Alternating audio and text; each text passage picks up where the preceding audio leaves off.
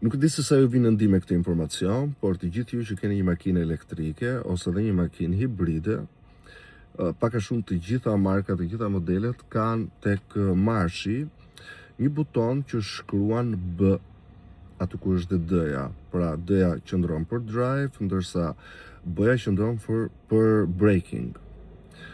Çka do të thotë që në momentin që ju makinën e vendosni tek B-ja, motori funksionon së prapthi për të frenuar. Dhe kjo shërben dhe ndihmon për dy gjëra. Së pari, që të kurseni frenat, mos i përdorni shpesh dhe të mos i nxehni ato, dhe së dyti, për të rigjeneruar elektricitet që karikon baterinë e makinës hibride ose baterinë e makinës elektrike. Mirë, për situatat në cilat B-ja mund të përdoret janë specifike.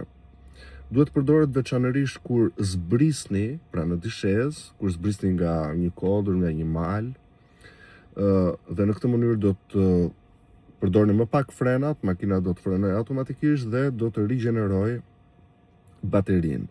Por po aq edhe në situata të ndryshme në trafikun e qytetit ku ju duhet të ecni, të ndaloni vazhdimisht. Këto janë dy rastet kryesore në të cilët përdoret B-ja.